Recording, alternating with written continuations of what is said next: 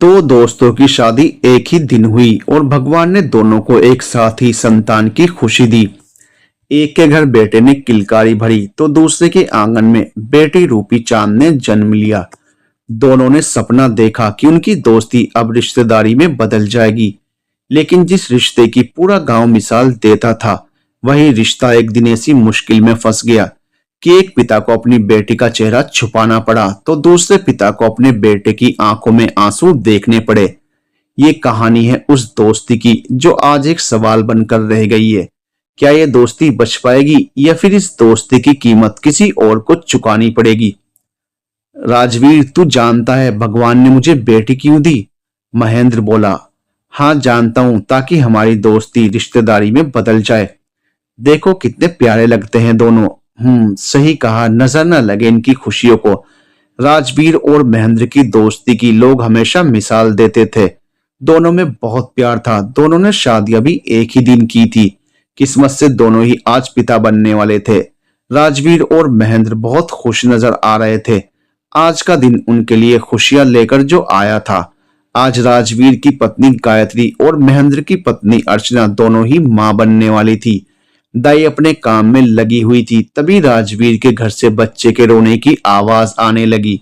दाई ने बाहर आकर कहा, बधाई हो राजवीर, बेटा हुआ है। अब तो पैसे कपड़े सब देना पड़ेगा। जाओ मिल लो गायत्री से। हाँ काकी, जो मांगो वो मिलेगा, बस दोनों खुशी बने रहें। राजवीर ने गायत्री के पास जाकर अपने बेटे को गोद में लेकर प्यार से गले लगा लिया। कैसी है तू गायत्री, ठीक है ना? गायत्री ने हाँ में सिर हिला दिया। राजवीर उसे आराम करने को कहकर बाहर आया और दाई से बोला, काकी 2-3 दिन गायत्री का ख्याल रखना, फिर मैं संभाल लूंगा और पैसे की फिक्र मत करना। उधर महेंद्र के यहाँ चांसी बेटी ने जन्म लिया। अर्चना और महेंद्र खुशी से फूले नहीं समा रहे थे। राजवीर ने अपने बेटे का नाम धनुष रखा और महेंद्र ने अपनी बेटी का नाम सुहासिनी रखा और प्यार से उसे सुहानी कहकर बुलाया। दोनों ने साथ मिलकर आस पड़ोस के साथ अपनी खुशियां बांटी। वक्त के साथ साथ बच्चे बड़े होने लगे। धनुष और सुहानी लड़ते झगड़ते फिर एक हो जाते। काका देखो, धनुष ने मेरी गुड़िया तोड़ दी। सुहानी दौड़कर राजवीर से लिपटकर रोने लगी। रो मत लाडो, चुप हो जा। इस बार तुझे शहर से नई गुड़िया ला दूंगा। देख धनुष, अब अगर तूने सुहानी को तंग किया तो कान पकड़कर मुर्गा बना दूंगा। पर बाबा मैंने कुछ नहीं किया, सारी गलती तो। सुहानी उसकी बात काट कर बोली, काका इसकी बातों में मत आना, झूठा कहेगा। और वो धनुष को मुंह चिढ़ाकर हंसती हुई भाग गई। धनुष महेंद्र के पास जाकर बोला, काका देखो, गलती तो सुहानी करती है और डांट मुझे पड़ती है। बच्चों के झगड़े देखकर दोनों हंस पड़े। धीरे धीरे धनुष और सुहानी किशोरावस्था में कदम रख चुके थे, पर आदत वही थी, दोनों का झगड़ा खत्म ही नहीं होता था। आसपास के गांव में सिर्फ एक ही स्कूल था, वो भी 8वीं तक। आगे की पढ़ाई के लिए शहर भेजने की किसी में हिम्मत नहीं थी। सुहानी अब घर के कामों में अर्चना की मदद करने लगी थी। पानी भरने का काम भी उसी को करना पड़ता था, क्योंकि गांव में नल की कोई व्यवस्था नहीं थी। पास के कुएं से ही पानी लाना पड़ता था। वहीं धनुष अपने बाबा के साथ खेतों में हाथ बटाने लगा था। समय बीतते बीतते जैसे जैसे सुहानी जवानी की दहलीज पर पहुंची, उसकी सुंदरता के चर्चे पूरे गांव में होने लगे। अरे सुहानी सुन, अरे रुकेगी भी या नहीं? बड़े भाव खाने लगी है आजकल। क्या हुआ, देख नहीं रहा, बाबा के लिए खाना लेकर जा रही हूँ। और तुझे कोई काम धाम नहीं है? काम में थोड़ा काका का हाथ बटा लिया कर, आलसी कहीं का। ये बोलकर सुहानी हंसते हुए भाग गई। सुहानी जैसी बचपन में थी वैसी ही आज भी नटखट, शरारती और दिल से मासूम लड़की बनी रही। वहीं धनुष बड़ा होते होते और भी ज्यादा शांत, समझदार और परिवार के लिए जिम्मेदार हो गया था। दोनों परिवारों ने मन ही मन ठान लिया था कि जब बच्चे 18 साल के हो जाएंगे तो उनकी शादी करा देंगे। राजवीर और महेंद्र अपने अपने बच्चों को लेकर बड़े बड़े सपने देख रहे थे और उधर धनुष के दिल में भी सुहानी को लेकर नए एहसास जागने लगे थे। धनुष बार बार सुहानी को बुलाता, लेकिन वो हर बार उसे चिढ़ाकर हंसती हुई महेंद्र के पास चली जाती। धनुष उसे जाते हुए देखता और मुस्कुरा देता। पगली हमेशा बच्चों जैसी हरकतें ही करेगी, और वहीं रुककर उसका इंतजार करने लगता। थोड़ी देर बाद जब सुहानी लौटकर आई तो बोली, तू यहीं खड़ा है तब से? हाँ, तुझसे बात करनी है, पर मुझे नहीं करनी, घर पर माँ इंतजार कर रही है। मुझे पानी भरने जाना है, तेरी तरह काम से जी चुरा कर किसी का पीछा नहीं करती। अच्छा जी, बड़ी बातें आने लगी तुझसे। चल बता, तेरा काम क्या है? घर जाकर रेडियो चालू करेगी और बेसुरी आवाज में गाना गाएगी। क्या मैं बेसुरी? तूने मुझे बेसुरी कहा? हाँ कहा। धनुष को सुहानी को छेड़ने में बहुत मजा आ रहा था। रुक जरा। सुहानी ने पास पड़ी लकड़ी उठाई और धनुष के पीछे दौड़ गई। धनुष आगे आगे और सुहानी पीछे पीछे। आखिरकार धनुष अपने खलिहान के पीछे जाकर खड़ा हो गया। बस थक गया, रुक बताती हूँ कौन बेसुरा है। जैसे ही सुहानी ने हाथ उठाया, धनुष ने उसका हाथ पकड़ लिया और अपनी तरफ खींच लिया। सुहानी को बिल्कुल उम्मीद नहीं थी, वो सीधे धनुष के ऊपर आ गिरी। दोनों की नजरें आपस में टकराई और उसी पल सुहानी को एक अजीब सा एहसास हुआ। वो झटके से अलग हुई और चुपचाप खड़ी रह गई। धनुष भी खामोश खड़ा होकर उसे देखता रहा। फिर शक पकाकर बोला, वो मैं तुझे कुछ दिखाना चाहता था। क्या? सुहानी के चेहरे से साफ झलक रहा था कि अचानक धनुष के इतने पास आ जाने से उसका चेहरा लाल पड़ चुका था। चल मेरे साथ। धनुष उसे लेकर उस पेड़ के नीचे गया जहां वो दोनों बचपन में खेला करते थे। आंखें बंद कर। क्यों?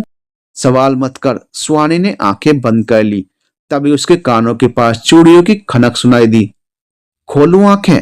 नहीं, रुक जरा। धनुष धीरे धीरे उसके हाथों में चूड़ियां पहनाने लगा। तू चूड़ी लाया मेरे लिए? मुझे देखनी है। सुहानी बिल्कुल बच्चों की तरह जिद करने लगी। रुक, पहले पहनाने दे। हाँ, अब खोल आंखें। बता कैसी है? सुहानी ने आंखें खोली तो हैरान रह गई। धनुष ने सचमुच बहुत सुंदर चूड़ियां पहनाई थी। बिल्कुल वैसी ही चूड़ियां जो सावन के मेले में देखकर उसने मां से लेने की जिद की थी। अरे वाह, इतनी सुंदर चूड़ियां तू मेरे लिए लाया? नहीं, मेरी मां के लिए। बस तुझे पहनाकर देख रहा था, धनुष ने उसे छेड़ते हुए कहा। यह सुनते ही सुहानी का चेहरा उतर गया। धनुष उसकी उदासी देखकर हंस पड़ा। अरे पगली, तेरे लिए ही लाया हूं। ओ मेरे धनुष। सुहानी भावुक होकर उसके गले लग गई। धनुष भी उसे देखता रह गया। दिन पर दिन उसका रूप और निखर रहा था। काजल से सजी बड़ी बड़ी आंखें, कोई देखे तो दिल दे बैठे। अचानक सुहानी को अपनी गलती का एहसास हुआ और वो झट से अलग हो गई। मैं घर जा रही हूँ। हाँ तो जा, किसने रोका है? पर सच्चाई यह है कि तेरा मन ही नहीं है मुझसे दूर जाने का। पागल कहीं का। सुहानी भागते हुए बोली, फिर रुककर पलटी। माँ ने चूड़ियों के बारे में पूछा तो क्या बोलूंगी? अरे इसमें क्या चोरी है, बोल देना मैंने दिलाई है। पहले भी तो कई बार लाया हूँ। माँ ने कब कुछ कहा? पहले की बात और थी धनुष, तब हम बच्चे थे। और अब? हाँ अब क्या? बोल ना सुहानी, अब हमारे बीच क्या बदल गया? कुछ नहीं, तू तो पागल का पागल ही रहेगा। इतना कहकर सुहानी हंसते हुए भाग गई। धनुष मंद मंद मुस्कुराता रह गया, उसे जाते हुए देखता ही रह गया।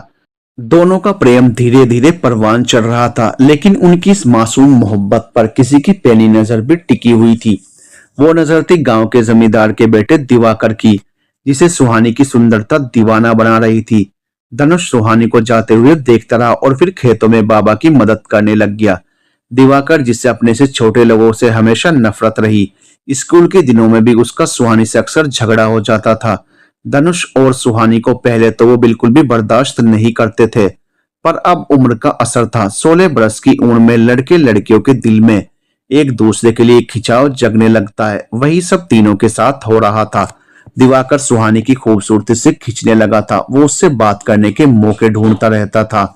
जमींदार का बिगड़ेल बेटा दिवाकर जो ठान लेता था उसे हासिल करके ही रहता था। वो सुहानी पर छुप छुप कर नजर रखने लगा।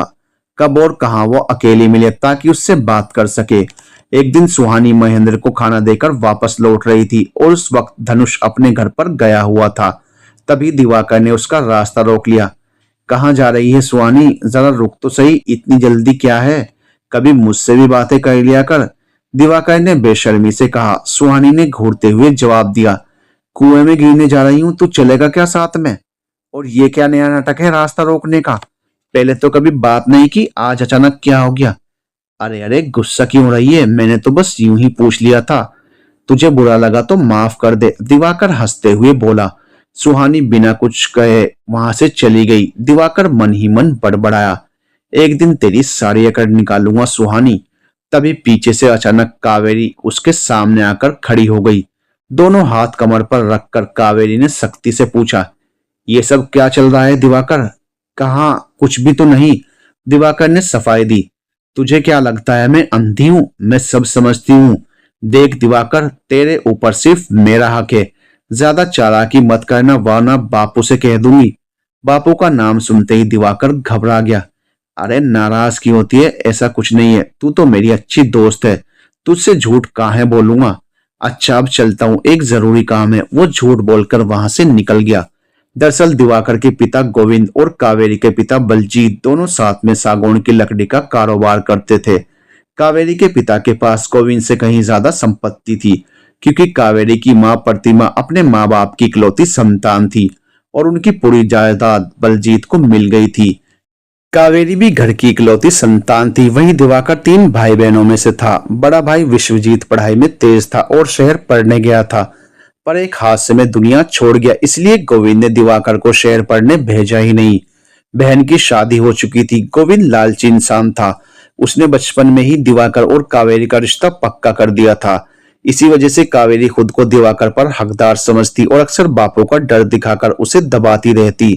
गोविंद की पत्नी सुलोचना ने भी दिवाकर को समझा दिया था कि अगर बलजीत नाराज होकर रिश्ता तोड़ देंगे तो बापू घर से निकाल देंगे। यही वजह थी कि कावेरी को देखकर दिवाकर झूठ बोलकर निकल गया। प्यार तो सिर्फ धनुष और सुहानी के बीच पनप रहा था। कावेरी तो बापू द्वारा तय रिश्ता ही प्यार मान बैठी थी और दिवाकर मतलब के लिए कावेरी से नाता जोड़ रहा था। कावेरी गुस्से में बड़बड़ाती हुई घर लौट रही थी कि रास्ते में अचानक धनुष से टकराकर गिरते गिरते बची। धनुष ने उसे संभाल लिया। धनुष से आंखें मिलते ही कावेरी कुछ पल के लिए सुध बुध खो बैठी। दिल में अजीब से एहसास उठने लगे। तुम ठीक हो? चोट तो नहीं लगी? धनुष ने पूछा। कावेरी हड़बड़ाकर बोली, नहीं मैं ठीक हूं। धनुष वहां से चला गया, मगर कावेरी तब तक उसे देखती रही जब तक वो आंखों से ओझल नहीं हो गया। ये कैसा एहसास है? ऐसा लगा जैसे मन में लहरें उठने लगी हों। दिवाकर के साथ कभी ऐसा महसूस नहीं हुआ। यही वजह है कि सुहानी इसकी दीवानी है। कावेरी मन ही मन सोचने लगी। इधर दिवाकर सुहानी के पीछे पड़ा था और उधर कावेरी के दिल में धनुष को लेकर अजीब रोमांच जागने लगा था। धनुष इन सब बातों से बेखबर अपनी जिंदगी से खुश होकर गुनगुना रहा था और बांसुरी बजा रहा था। तभी उसके दोस्त अर्जुन ने आकर छेड़ा। वाह क्या बात है, लग रहा है मियां तो पूरे मजनू बन गए हैं। सही कह रहा हूं ना धनुष? धनुष हड़बड़ा गया। अरे नहीं रे, ऐसा कुछ नहीं, बस यूं ही। अर्जुन ही उसका सबसे करीबी दोस्त था, उसे ही धनुष के दिल का हाल पता था। और बता कहां तक पहुंची बात? सुहानी ने कुछ कहा तुझसे? अर्जुन ने छेड़ा। धनुष मुस्कुराकर बोला, नहीं यार। अरे कह देगी, उसकी आंखों में साफ दिखता है। लेकिन सुन, दिवाकर पर नजर रखना, उसके इरादे अच्छे नहीं लग रहे। अक्सर सुहानी का पीछा करता है। धनुष गंभीर होकर बोला, हाँ मैंने भी देखा है। मेरे रहते अगर उसने हाथ लगाने की कोशिश की तो उसकी सारी अकड़ निकाल दूंगा।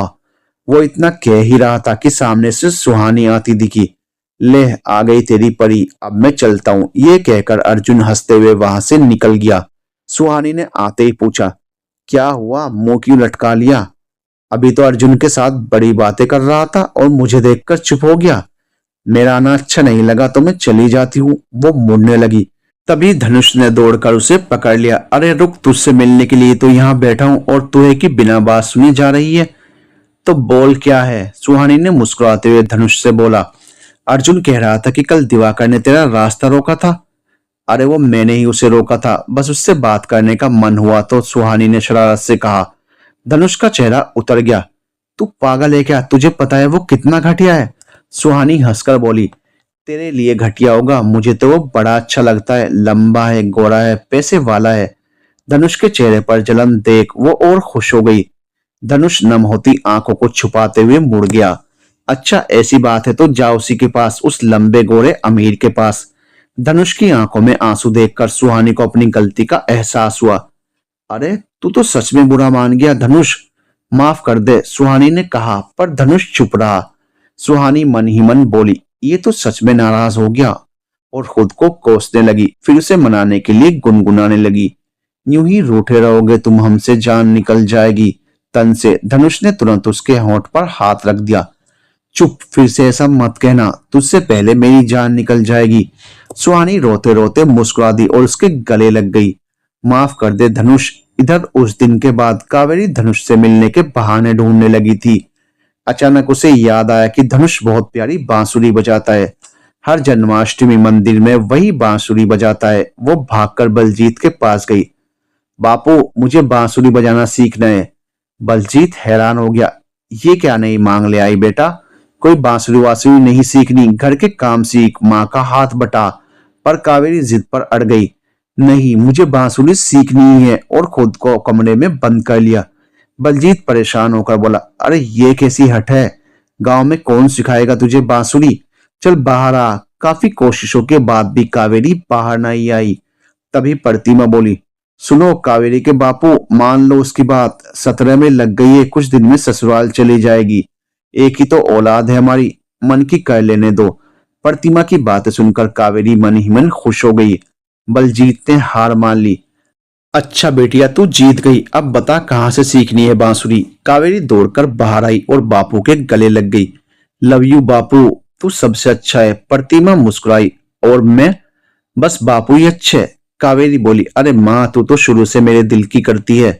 बस बापू कभी कभी खड़ूस हो जाते हैं। सब हंस पड़े। फिर कावेरी बोली, बापू धनुष बहुत अच्छी बांसुरी बजाता है, उसी से सीखूंगी।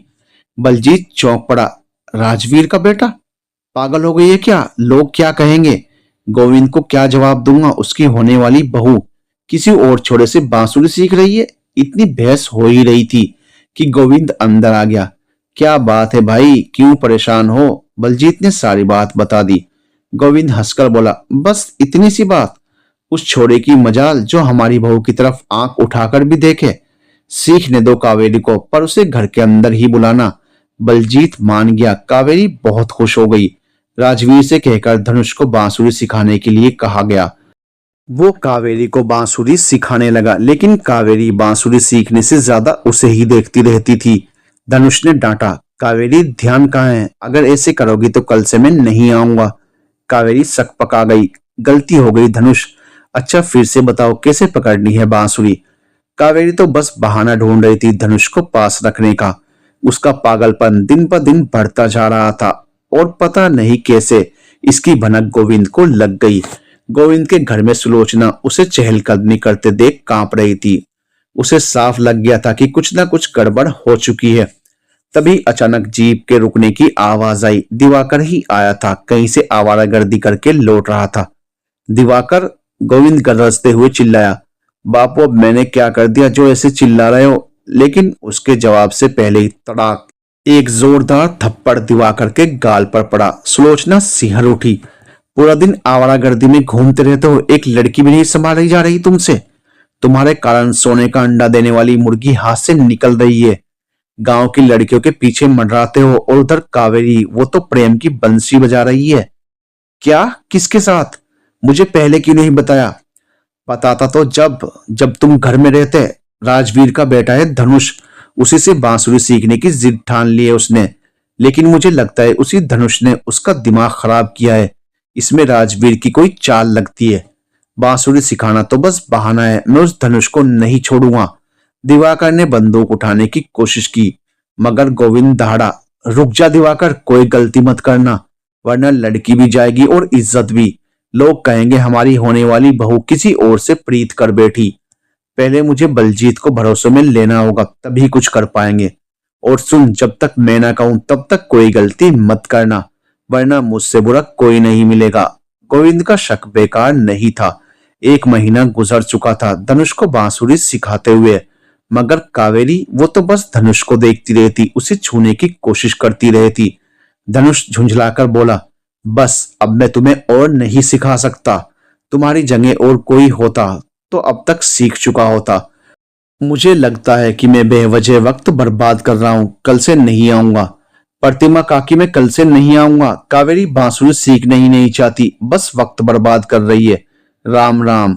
इतना सुनते ही कावेरी गुस्से से लाल हो गई। हाँ, नहीं सीख सकती मैं, और सीखना भी नहीं है मुझे। मैं तो बस तुम्हारे पास रहने के लिए तुम्हें यहाँ बुलाती थी। सुना तुमने? तुम्हारे पास रहने के लिए बुलाती थी। मैं तुमसे प्यार करने लगी हूँ। तभी एक जोर का तमाचा उसके गाल पर पड़ा। प्रतिमा गुस्से में बोली, ये क्या कह रही है तू? तुझे अंदाजा भी है? फिर रोते रोते प्रतिमा बोली, मेरी ही गलती थी, तेरी जिद मान ली। तेरे बापू जो कह रहे थे वही सही था, मैं ही पागल थी, उनकी बात नहीं मानी। धनुष सब सुनकर सन रह गया। काकी आप शांत हो जाइए, ये गुस्से में आकर कुछ भी उल्टा पुल्टा बोल रही है। फिर कावेरी की तरफ देखते हुए धनुष बोला, तुम पागलपन मत करो कावेरी, मैं सुहानी से प्यार करता हूँ और उसी से शादी करूंगा।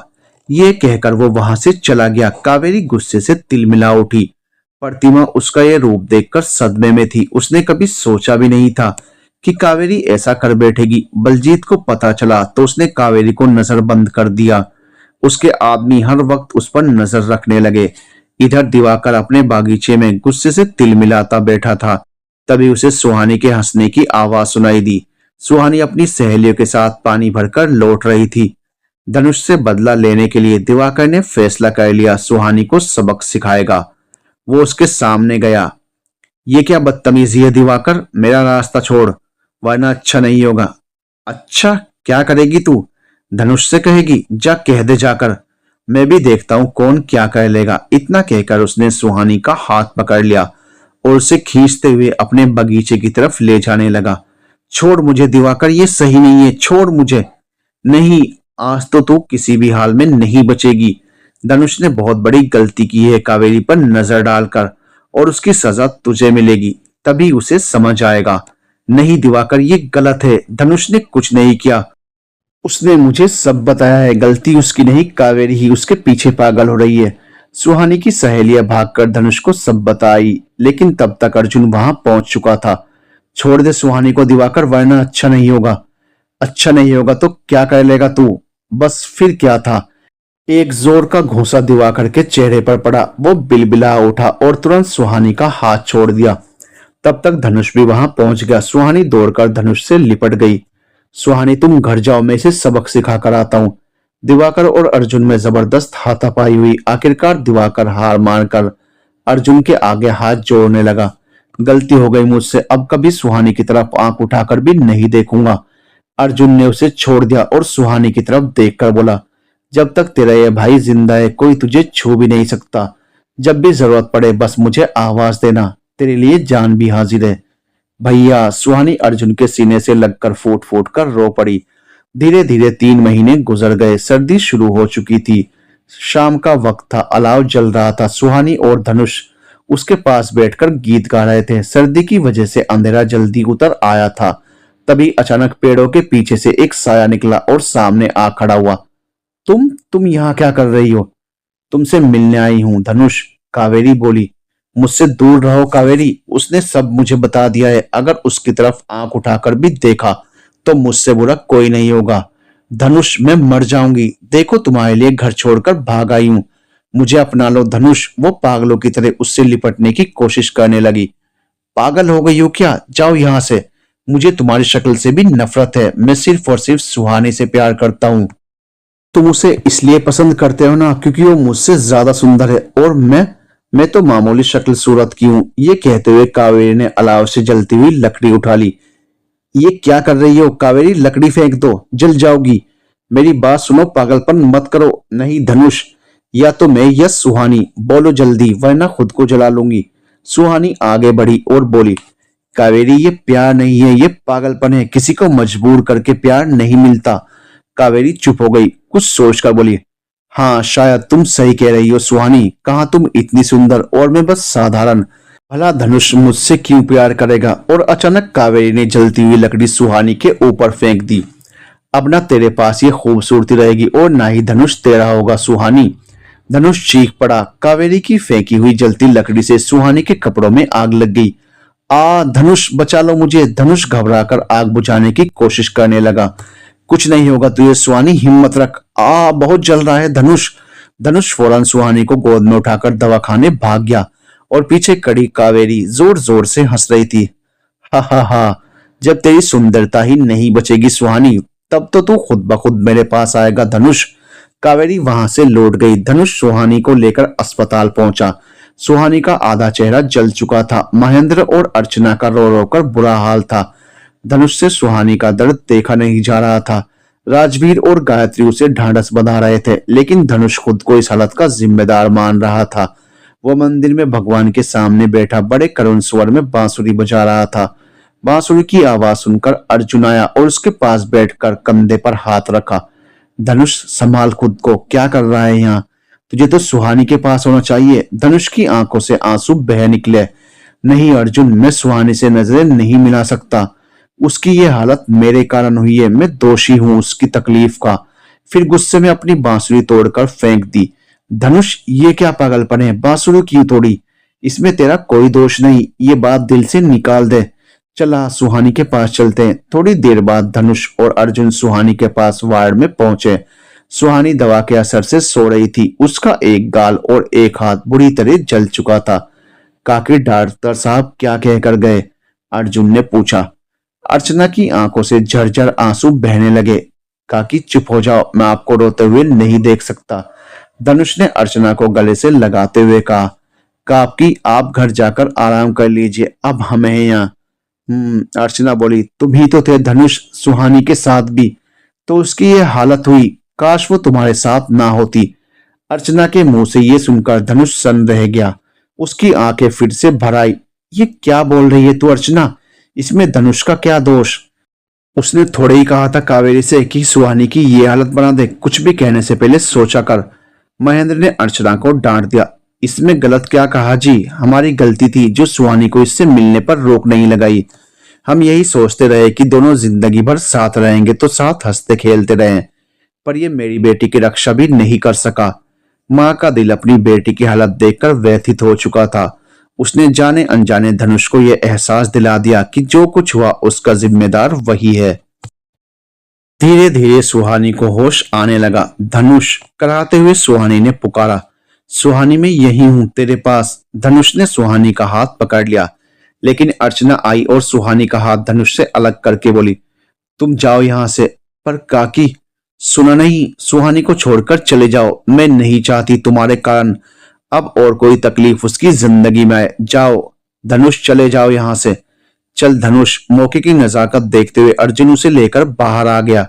धनुष बड़बड़ाया। सही कहा काकी ने, ये सब मेरी वजह से हुआ। मुझे सुहानी से दूर ही रहना चाहिए। पागलों जैसी बातें मत कर काकी, दुखी है। माँ का दिल अपनी औलाद की तकलीफ कहाँ बर्दाश्त कर पाता है। थोड़ा वक्त लगेगा, सब ठीक हो जाएगा। घर पहुंचकर धनुष गुमसुम बैठ गया। गायत्री के लाख समझाने के बावजूद उसने खाना नहीं खाया, तो राजवीर ने सुहानी का वास्ता देकर उसे जबरन खाना खिलाया। राजवीर समझाने लगा, सब ठीक हो जाएगा, सुहानी को कुछ नहीं हुआ है और हम कुछ होने भी नहीं देंगे। गायत्री गुस्से में बोली, और चाहे तुम्हारे बेटे की जान चली जाए, है ना धनुष के बापू? माँ, ये क्या कह रही है तू? इसमें आपकी क्या गलती है? धनुष अपनी माँ पर बरस पड़ा। सही कह रही हूँ, सुहानी के कारण ही उस कावेरी ने इतना बड़ा कांड कर दिया। क्या जरूरत थी सुहानी को उस कावेरी के मुंह लगने की? अगर वो जलती लकड़ी से तुझे जला देती तो? नहीं, अब तुझे किसी भी सुहानी या और किसी छोरी से मिलने की जरूरत नहीं है। तू पागल हो गई है गायत्री, उस मासूम को दोष दे रही है। वो खुद कितना कष्ट सह रही है। मैं तेरी बात से सहमत नहीं हूँ।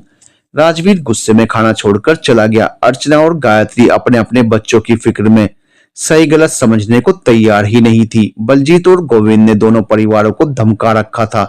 कोई पुलिस के पास गया तो उनके बच्चों की खैर नहीं। इस डर से सब चुप थे। धीरे धीरे सुहानी के घाव भरने लगे। वो ठीक होने लगी। धनुष भी अर्चना के ना होने पर चुपके से उससे मिलने आता। उसके जले चेहरे को देखकर उसकी आंखें भर आती, पर वो छुपा लेता। क्या हुआ धनुष, तू रो रहा है? अरे नहीं, बाहर हवा तेज चल रही थी, शायद आंख में कुछ चला गया। तू आराम कर, 2-3 दिन में डॉक्टर साहब तुझे छुट्टी दे देंगे। माँ बहुत नाराज है तुझसे, पर देखना मैं उन्हें मना लूंगी, बस एक बार ठीक हो जाऊं। माँ वैसे भी ज्यादा दिन तुझसे गुस्सा नहीं रहेंगी। धनुष मुस्कुरा दिया। अब सुहानी को कैसे बताता कि काकी तो उसे देखते ही चेहरा घुमा लेती है।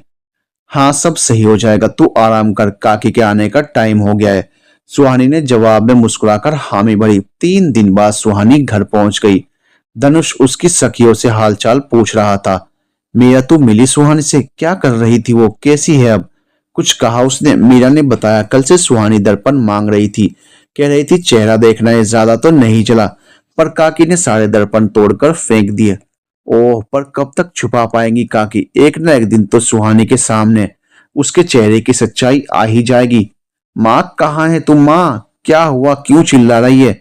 माँ, सच बता, तूने जानबूझकर दर्पण तोड़कर फेंक दिए है ना? बोल माँ, क्यों किया तूने ऐसा? टूटता तो एक दर्पण टूटता, पर सारे एक साथ कैसे टूट गए? कुछ छुपा रही है क्या? मेरी शक्ल खराब हो गई क्या? बोल ना माँ, मुझे अपना चेहरा देखना है। नहीं बेटिया, ऐसा कुछ नहीं है। मैं आंगन में ले जाकर दर्पण साफ कर रही थी, इतने में तेज आंधी आई। मैं भागकर कपड़े समेटने लगी। उसी दौरान तेज हवा चली और सारे दर्पण गिरकर टूट गए। बस और कुछ नहीं हुआ। सुहानी को समझाकर अर्चना तेजी से अपने कमरे में चली गई। दरवाजा बंद करके फूट फूट कर रोने लगी। हे भगवान, मेरी फूल सी बच्ची के साथ इतना बड़ा अन्याय कैसे होने दिया तूने? जरा भी दया नहीं आई तुझे उस मासूम पर? क्या कहूं, कब तक छुपाऊं ये सच? सारे दिन दर्पण के सामने सच संवर के मटकती रहती थी मेरी बच्ची। सुहानी को माँ की बातों पर भरोसा नहीं हुआ। भीतर कोठरी में महेंद्र ने उसकी शादी के लिए धीरे धीरे सामान जमा कर रखा था। सुहानी कोठरी में गई और बक्से से नया थाल निकालकर उसमें अपना चेहरा देखने लगी। माँ! थाल गिरने की तेज आवाज और सुहानी की चीख सुनकर महेंद्र और अर्चना दोनों दौड़कर अंदर पहुंचे। सुहानी जमीन पर बेहोश पड़ी थी। पास में ही नया थाल पड़ा था। सुहानी बिटिया, आंखें खोल। महेंद्र उसे उठाकर कमरे के बाहर ले आया। अर्चना ने सुहानी के चेहरे पर पानी के छींटे मारे। होश में आते ही सुहानी ने अपना चेहरा दोनों हाथों से छुपा लिया और बिलक बिलक कर रोने लगी। महेंद्र उसे सीने से लगाकर चुप कराने लगा। अब सुहानी ने खुद धनुष से भी दूरी बनानी शुरू कर दी थी। वो नहीं चाहती थी कि कोई उस पर दया दिखाए। धनुष बार बार मिलने की कोशिश करता, पर कभी अर्चना मिलने नहीं देती तो कभी सुहानी को सामने आने से कतराती। अर्चना ने महेंद्र को मजबूर कर दिया था। एक दिन महेंद्र ने कहा, राजवीर, तुझसे एक प्रार्थना है। बोल महेंद्र, क्या हुआ? कोई परेशानी है क्या? नहीं, वो मैं ये कहना चाहता था कि शायद तुझे यहाँ आना बंद कर देना चाहिए। राजवीर ने महेंद्र की बात पूरी कर दी। देख महेंद्र, सब समझता हूं मैं, ये घाव जल्दी नहीं भरेंगे, लेकिन राजवीर ने जो वादा किया है वो मरते दम तक निभाएगा। सुहानी मेरे घर की बहू जरूर बनेगी, चाहे कितना भी इंतजार करना पड़े। एक ना एक दिन भौजी का गुस्सा भी शांत हो जाएगा। राजवीर उसे ढांढस बंधाकर वहां से चला गया। महेंद्र डबडबाई आंखों से उसे जाता देखता रहा। इस बात को करीब 6 महीने हो चुके थे। कावेरी अभी भी अपनी जिद पर अड़ी थी। बहुत कोशिशों के बावजूद ना तो प्रतिमा और ना ही बलजीत उसे समझा पाए। एक दिन गोविंद और बलजीत ने कड़ा फैसला लिया। कावेरी को दिवाकर के साथ जबरदस्ती शादी कर देंगे। शादी होते ही सारी हट अपने आप खत्म हो जाएगी। ये सुनते ही कावेरी चिल्लाई, शादी तो मेरी धनुष से ही होगी, अगर धनुष नहीं तो मैं भी नहीं। इतना कहकर उसने आंगन में बने कुएं में छलांग लगा दी। बलजीत के आदमी तुरंत उसे बाहर निकाल लाए और उसकी जान बच गई। बलजीत अपनी बेटी की जिद के आगे हार गया और गोविंद को वहां से जाने के लिए कह दिया। गोविंद मन ही मन तिल मिलाता हुआ चला गया। बलजीत अपना सिर पकड़कर बैठ गया। आज कहीं का नहीं छोड़ा कावेरी ने हमें। प्रतिमा, मन करता है जहर खाकर मर जाऊं। बलजीत की आंखों से आंसू बहने लगे। अंदर कावेरी अपनी जीत पर खुशी से नाच रही थी। प्रतिमा बोली, अब जो होना था हो गया। दुख तो इस बात का है कि कावेरी ने चुना भी तो किसे? एक किसान का बेटा जो उसके बाप के नाखून के बराबर भी नहीं है। वहां क्या खुश रह पाएगी वो? उसे वो सुख कहाँ मिलेगा जो यहाँ मिलता था? 4 दिन भी नहीं निभा पाएगी। और मुझे ये सोचकर डर लग रहा है कि गांव वाले क्या कहेंगे। सब हंसेंगे हम पर। काश भगवान ये दिन देखने से पहले ही मुझे उठा लेता। मैं अच्छी माँ नहीं बन पाई। प्रतिमा फूट फूट कर रोने लगी। चुप हो जा प्रतिमा, सब नसीब का खेल है। बलजीत कुछ सोच में डूबा रहा। अचानक उसकी आंखों में चमक आई। प्रतिमा, मैं एक जरूरी काम से बाहर जा रहा हूँ। बलजीत सीधे गोविंद के पास पहुंचा। वहां गोविंद और दिवाकर गुस्से में शराब पी रहे थे। गोविंद, क्या मैं अंदर आ सकता हूँ? अरे बलजीत, आओ आओ, इसमें पूछने की क्या बात है?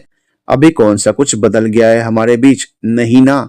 गोविंद ने उदार बनने की कोशिश की। अंदर ही अंदर वो गुस्से से उबल रहा था, पर बलजीत को देखकर उसके मन में एक उम्मीद जागी और उसने खुद पर काबू कर लिया। सुलोचना, बलजीत के लिए चाय नाश्ता ले आओ। फिर दिवाकर की तरफ देखकर बोला, दिवाकर तुम जाकर बगीचे का काम देखो, आजकल आदमी ठीक से काम नहीं कर रहे। सुलोचना चाय नाश्ता देकर चली गई। दिवाकर को बाहर भेजकर गोविंद बोला, अब बता कैसे आना हुआ? तुझे देखकर लग रहा है कि कुछ बड़ा करने की सोच रहा है, ऐसा कि सांप भी मर जाए और लाठी भी न टूटे। सही कहा ना मैंने बलजीत? सही सोच रहे हो। मैं उसी बारे में बात करने आया हूँ। कुछ ना कुछ तो करना ही पड़ेगा, वरना ये लड़की किसी को मुंह दिखाने लायक नहीं छोड़ेगी। तभी सुलोचना आती दिखी। बलजीत ने इशारा किया और गोविंद ने बात बदल दी। तू चिंता मत कर, हमें किसी बात का बुरा नहीं लगा, बच्चों की खुशी में ही हमारी खुशी है। क्यों सुलोचना? हाँ भाई साहब, ये सही कह रहे हैं, कावेरी हमारी ही बच्ची है, वो जहां भी रहे खुश रहे। सुलोचना ने बलजीत को समझाते हुए कहा, चल बलजीत, आज तुझे शहर घुमाता हूँ, थोड़ा मन भी शांत हो जाएगा। चल, जल्दी रात हो जाएगी तो भौजी को खबर दे देना।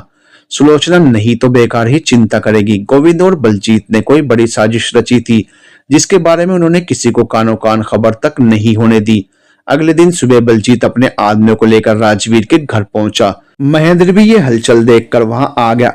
आप यहाँ कोई काम था तो बुलावा भेज देते, राजवीर घबराते हुए बोला। डर मत राजवीर, हम तो अपनी बेटी कावेरी के लिए धनुष का हाथ मांगने आए हैं। बलजीत ने दोनों हाथ जोड़कर कहा। क्या? राजवीर और महेंद्र दोनों के मुंह से एक साथ निकला। ये क्या कह रहे हो चौधरी साहब? कहा आप, कहा हम? कावेरी की शादी धनुष से? ये कैसे हो सकता है? धनुष और सुहानी की शादी में पहले ही तय कर चुका हूं, अब मैं अपने वादे से मुकर नहीं सकता। धनुष और सुहानी एक दूसरे से प्यार भी करते हैं और धनुष कावेरी से शादी के लिए कतई तैयार नहीं होगा। माफ कीजिए चौधरी साहब, ये मुमकिन नहीं है। महेंद्र ने हाथ जोड़ते हुए कहा। मेरी बेटी पर दया करो, आपकी बेटी ने उसका चेहरा वैसे ही खराब कर दिया है, अब कौन करेगा उससे शादी? धनुष के बिना तो मुरझा जाएगी मेरी फूल सी बच्ची। आपकी बेटी को तो एक से बढ़कर एक लड़के मिल जाएंगे। तब तक अर्चना, सुहानी और धनुष भी वहां पहुंच गए। ये पता चलते ही कि बलजीत अपनी बेटी कावेरी के लिए धनुष का हाथ मांगने आए हैं। सुहानी की आंखों से आंसू बहने लगे। चेहरा जल जाने के बाद उसने धनुष से दूरी जरूर बना ली थी, लेकिन प्यार तो उसे ही जान से ज्यादा करती थी। सुहानी चुन्नी से अपना आधा चेहरा ढके बैठी थी। चेहरा जलने का दर्द उसकी आंखों से साफ झलक रहा था। धनुष से दूर होने के ख्याल से ही उसके मासूम चेहरे पर उदासी छा गई थी। बलजीत राजवीर के मुंह से इनकार सुनकर मन ही मन गुस्से से उबल रहा था, लेकिन ऊपर से मासूम चेहरा बनाए बैठा था। देख राजवीर, मैं अपनी बेटी से बहुत प्यार करता हूँ, वो जो भी चाहती है मैं उसे दिलाकर ही मानता हूँ, फिर चाहे उसके लिए मुझे कुछ भी क्यों ना करना पड़े। मैं क्या कोई खिलौना हूँ जो आपकी बेटी ने चाहा और आप लेने आ गए? धनुष गुस्से में बोला। आज सुहानी की जो हालत है उसके लिए आपकी बेटी जिम्मेदार है। मैं आपकी बेटी से नफरत करता हूँ और उसकी शक्ल भी नहीं देखना चाहता। धनुष, शांत हो जा, बड़ों से ऐसे बात नहीं करते।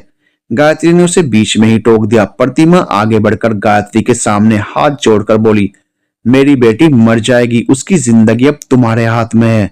गायत्री कुछ नहीं बोली। उसकी चुप्पी अर्चना को खटक गई। वो सुहानी का हाथ पकड़कर घर ले आई। अर्चना धनुष से नाराज जरूर थी, लेकिन दामाद के रूप में तो वो उसे ही चाहती थी। उसे पता था कि सुहानी की खुशी सिर्फ धनुष के साथ ही है, और ये भी कि अब कोई उसकी जली हुई बेटी से शादी नहीं करेगा। गायत्री की चुप्पी ने उसके दिल में और डर बैठा दिया था। मुझे पहले से पता था गायत्री के मन में लालच आ जाएगा, आखिर पैसे वालों के घर का रिश्ता जो है। मन ही मन बड़बड़ाती हुई अर्चना की आंखें नम हो गई। सुहानी गुमसुम सी एक कोने में बैठी थी। धनुष के साथ बिताए सुनहरे पल याद कर करके अंदर ही अंदर टूट रही थी। राजवीर के मुंह से मना सुनकर अब बलजीत का गुस्सा सातवें आसमान पर पहुंच गया। तो ये तुम्हारा आखिरी फैसला है? हाँ, और मरते दम तक नहीं बदलेगा, धनुष ने दृढ़ आवाज में कहा। मैं आखिरी बार कह रहा हूं, कल तक सोच लो और मुझे अपना फैसला बता दो। मैं कल फिर आऊंगा। चल प्रतिमा। बलजीत अपने आदमियों को लेकर वहां से चला गया। राजवीर सिर पकड़कर बैठ गया। उसे मालूम था बलजीत चुप नहीं बैठेगा, जरूर कुछ खुराफात करेगा। महेंद्र भी यही सोच रहा था। अब उसे सुहानी की चिंता सताने लगी थी। उसके मन में डर बैठ गया, कहीं बलजीत अपनी औलाद के मोह में सुहानी के साथ गलत न कर दे। क्या हुआ महेंद्र? महेंद्र सोच से बाहर आया। वो मैं कुछ नहीं, मुझे सुहानी की फिक्र हो रही है। राजवीर, मुझे बहुत डर लग रहा है। मेरे होते हुए सुहानी को कोई छू भी नहीं सकता काका, अर्जुन घर में घुसते हुए बोला। सुहानी को मैंने बहन माना है, कोई उसे हाथ तो लगाकर दिखाए। हाँ काका, सुहानी मेरी जिम्मेदारी है। उस दिन जो हुआ वो अचानक था, अब अगर किसी ने सुहानी को हाथ लगाया तो मैं उसे छोड़ूंगा नहीं। धनुष भी बोला। और जो तुझे कुछ हो गया तो तेरे माँ बापों का क्या होगा, ये सोचा है कभी? सुहानी सुहानी, जब देखो एक ही नाम जपते हो बाप बेटे। गायत्री तुनक कर बोली और महेंद्र को वहां से जाने को कह दिया। भैया आप जाओ यहाँ से, हमें अकेला छोड़ दो। और धनुष, तू घर के अंदर चल, अब कहीं नहीं जाएगा तू। अर्जुन, तुम जाओ और अपनी बहन की देखभाल करो। गायत्री के इस व्यवहार से महेंद्र भी टूटे दिल से घर लौट आया। वो आंगन में चारपाई पर लेटकर आसमान की तरफ देख रहा था, जैसे मन ही मन भगवान से सुहानी की खुशियां मांग रहा हो। अर्चना चाय लेकर पास आई। लो चाय पियो, क्या सोच में पड़े हो? गायत्री, भौजी के बारे में ही सोच रहे हो ना? सही बताऊं, मुझे तो लगा रहा है भौजी के मन में लालच घर कर गया है। देखा ना, चौधरी की बात का जरा भी विरोध नहीं किया, उल्टा धनुष को चुप कराने लगी। अर्जुन को भी भगा दिया। ये ठीक नहीं कर रही है, धनुष के कारण ही हमारी सुहानी जली है, वरना उसकी शादी तो कहीं भी हो जाती और जिंदगी तो खराब हो ही गई है उसकी। हाँ अर्चना, अब तो मुझे भी डर लगने लगा है। डर इस बात का नहीं कि गायत्री, भोजी, धनुष और सुहानी की शादी रोक देंगी। डर इस बात का है कि चौधरी कहीं कावेरी की खुशी के लिए हमारी बेटी को कोई नुकसान न पहुंचा दे। ये क्या कह रहे हो तुम? धनुष शादी से मना कर रहा है, उसमें बेचारी सुहानी का क्या दोष? सुहानी थोड़े ही बीच में बोली। बेकार ही चिंता कर रहे हो अर्चना, तेरी मोटी अकल में कोई बात घुसती ही नहीं। महेंद्र झुंझला कर बोला, जा जाकर अपना काम कर। सुहानी कहाँ है? रोते रोते सो गई अपने कमरे में। अच्छा है, सो गई तो मन हल्का हो जाएगा। मैं खेतों में जा रहा हूँ, घर अच्छे से बंद कर लेना और सुहानी को बाहर मत निकलने देना। महेंद्र इतना कहकर खेतों की ओर चला गया। इधर राजवीर के घर में गायत्री गुस्से में धनुष और राजवीर से झगड़ रही थी। मुझे समझ नहीं आता, तुम्हें अपने बेटे धनुष की फिक्र ज्यादा है या महेंद्र जैसे दोस्त की? अरे साक्षात लक्ष्मी जी खुद हमारे घर चलकर आ रही हैं और तुम लोग समझ ही नहीं रहे। माँ, ये क्या लगा रखा है तूने? बिना जाने समझे कुछ भी बोले जा रही है। अचानक तुझे काका और सुहानी से इतनी नफरत क्यों होने लगी कि तूने उन्हें घर से भगा दिया? माँ, तू इतनी पत्थर दिल हो सकती है, मैंने कभी सोचा भी नहीं था। हाँ, भगा दिया मैंने। तुझे अपनी माँ की भावनाओं की परवाह ही नहीं है। जब देखो बस महेंद्र और सुहानी का नाम लेता है। अब सुन ले, मैंने फैसला कर लिया है, तेरी शादी कहाँ होगी और किससे होगी। तू भी सुन ले गायत्री, धनुष की शादी सुहानी से ही होगी। इसके लिए अगर मुझे चौधरी की दुश्मनी भी सहनी पड़े तो सह लूंगा। राजवीर गुस्से में बोला, ठीक है, तेरी यही मर्जी है ना, तो करवा दे दोनों का ब्याह, लेकिन मेरे मरने के बाद। गायत्री चिल्लाई। माँ, धनुष तड़प कर बोला, ये कैसी जिद है तेरी? मैं सुहानी से प्यार करता हूँ, उसके अलावा किसी और से शादी कभी नहीं करूंगा। राजवीर बोला, गायत्री तू लालच में अंधी हो गई है। अरे कावेरी सिर्फ अपनी जिद पूरी करने के लिए धनुष से शादी करना चाहती है। अगर उसे सच में धनुष से प्यार होता तो वो खुद रास्ते से हट जाती। न्यू जिद में सुहानी की जिंदगी क्यों बर्बाद करती? धनुष उसके साथ कभी खुश नहीं रहेगा। तुझे अपने बेटे की खुशियां क्यों नहीं दिख रही? दिख रही हैं जी, तभी तो कह रही हूँ चौधरी को हाँ कर दो। इकलौती बेटी है कावेरी, हमारे बेटे के भाग्य खुल जाएंगे। किसानी में क्या मिला और क्या मिलेगा तुम भी जानते हो। धनुष गुस्से से बोला, ये कभी नहीं होगा माँ, मुझे उस कावेरी की शक्ल से ही नफरत है। ऐसी दौलत किस काम की है माँ, जिसे पाकर इंसान अपनी इंसानियत ही भूल जाए। ये ब्याह अब होकर ही रहेगा, ये मेरा फैसला है और तुम दोनों को मेरी बात माननी ही पड़ेगी। अगर नहीं मानी तो मैं अपनी जान दे दूंगी। गायत्री के मन में बलजीत की दौलत का लालच जाग गया। उसने ठान लिया कि अब कावेरी से ही धनुष की शादी होगी। इतनी सारी दौलत का अकेला वारिस बनेगा धनुष। इंसान के मन में लालच जाग जाए तो वो अपनों को भी दुख देने लगता है। धनुष माँ के फैसले से बहुत दुखी था। अनजाने डर से उसका दिल डरने लगा। वो सुहानी को भी नहीं छोड़ना चाहता था, पर माँ की धमकी ने उसकी उम्मीदों पर पानी फेर दिया था। राजवीर भी गायत्री के बदले रूप से अचंभित रह गया। जैसे जैसे दिन ढल रहा था वैसे वैसे ही अनजाने डर से धड़कनें तेज हो गई थी। बलजीत प्रतिमा के साथ घर लौट आया। कावेरी उसका घर पर इंतजार कर रही थी। वो जानना चाहती थी कि वहां क्या बात हुई। वो तुरंत पानी लेकर प्रतिमा के पास आई। माँ, पानी। बापू, आप भी पानी पी लीजिए। तुम पानी क्यों लाई? घर के सारे नौकर मर गए क्या? दीना, झुमकी कहाँ मर गए सब के सब? जी मालिक। दीना और झुमकी बलजीत की आवाज सुनकर ही थर थर कांपने लगे। हमारी बिटिया हम लोगों के लिए पानी लेकर आई है और तुम सब देख रहे हो। इस बात की तनख्वाह देते हैं हम तुम लोगों को। आज के बाद फिर ऐसी गलती हुई तो खाल खींच लूंगा। अब जाओ यहां से। पर बापू, मैं नहीं। नहीं बिटिया, कोई भी कारण हो, इन नौकरों के होते हुए भी अगर कोई तेरे दुख की वजह बने तो बलजीत जान ले लेगा उसकी। अब बाहर जा रहा हूँ, शाम तक वापस लौट आऊंगा। बापू के जाने के बाद कावेरी ने प्रतिमा से बलजीत के गुस्से की वजह पूछी। माँ, क्या बात हुई? वो लोग नहीं माने क्या? प्रतिमा ने नहीं का इशारा किया, पर कुछ कहा नहीं। कावेरी तिलमिला उठी। ये सब उस लड़की सुहानी के कारण हो रहा है माँ। अगर मेरा ब्याह धनुष के साथ नहीं हुआ तो मैं उसे सुहानी को जान से मार दूंगी और खुद भी मर जाऊंगी। ऐसे नहीं बोलते बिटिया, प्रतिमा ने कावेरी को टोकते हुए कहा। तेरी खुशियों के लिए तेरे बापू कुछ भी करने को तैयार है। अब तेरा ब्याह धनुष से ही होगा। पर माँ कैसे? प्रतिमा ने उत्तर में कहा। तू शांति रख और सुनार को बुलावा भेज दे, जेवर भी तो बनवाने हैं। कावेरी को बहलाते हुए प्रतिमा बोली। तू फिक्र मत कर, सब सही हो जाएगा। बलजीत हवेली से निकलकर सीधा गोविंद के पास गया और उन्हें आगे क्या करना है सारी बातें समझाकर वहां से कहीं और चले गए। बलजीत और गोविंद कोई ऐसा कारनामा करने की योजना बना रहे थे जिसकी किसी को कानो कान खबर ना लगे। आज की रात बहुत भारी थी, किसी की आंखों में नींद नहीं थी। सुहानी और धनुष एक दूसरे से बिछड़ने के दुख से बेहाल थे। महेंद्र और अर्चना सुहानी के दुख से दुखी थे। राजवीर को भी नींद नहीं आ रही थी। गायत्री चैन की नींद सो रही थी। शायद दौलत के सपनों में खोई हुई आंखों में रात बीत गई। गायत्री बेचैनी से चौधरी का इंतजार कर रही थी। धनुष की पीड़ा से ज्यादा उसे चौधरी की दौलत की चाहत थी। माँ, तेरा आखिरी फैसला क्या है? धनुष ने पूछा। किस बारे में? गायत्री ने अनजान बनकर पूछा। ब्याह के बारे में। माँ, मैं कावेरी से ब्याह नहीं करना चाहता। तू कई बार कह चुका है और मेरा जवाब भी सुन चुका है। अब काम करने दे, जा यहाँ से। गायत्री ने कहा। ठीक है, तो फिर एक बात सुन ले माँ, इस जिंदगी में तो मेरे दिल पर सुहानी का नाम लिखा है। कावेरी से ब्याह के लिए ये शरीर ही नहीं रहेगा तो सारा किस्सा खत्म हो जाएगा। इतना कहकर धनुष घर से चला गया। गायत्री धनुष की बात सुनकर हतप्रभ रह गई। ये क्या कह रहा है? धनुष कहाँ जा रहा है? रुक धनुष, धनुष रुक जा, मेरी बात समझने की कोशिश कर बेटा। पर धनुष ने मुड़कर भी नहीं देखा और वहां से चला गया। सुहानी आंगन में खड़ी ये सारी बातें सुन रही थी। वो धनुष को जाते देखकर घबरा गई। हे भगवान, कहीं धनुष कुछ गलत न कर ले। माँ, मैं मीरा के पास जा रही हूँ। सुहानी घर से निकलकर सीधे अर्जुन के पास पहुंच गई। अर्जुन भैया, कहाँ हो? क्या हुआ सुहानी, तू यहाँ कैसे? कोई परेशानी है क्या? सुहानी ने उसे गायत्री और धनुष के बीच हुई सारी बातें बता दी। भैया, मुझे बहुत डर लग रहा है, कहीं धनुष ने कुछ गलत कर लिया तो मैं जीते जी मर जाऊंगी। वो जहां भी रहे, जिसके साथ रहे, बस सलामत रहे, उसको खुश देखकर मैं जी लूंगी। रो मत सुहानी। अर्जुन ने सुहानी के आंसू पोंछते हुए कहा। मैं अभी जाकर देखता हूँ धनुष कहाँ है। उसे कुछ नहीं होगा, मैं हूं ना। तुझे चिंता करने की कोई जरूरत नहीं, तू घर जा, मैं आता हूँ।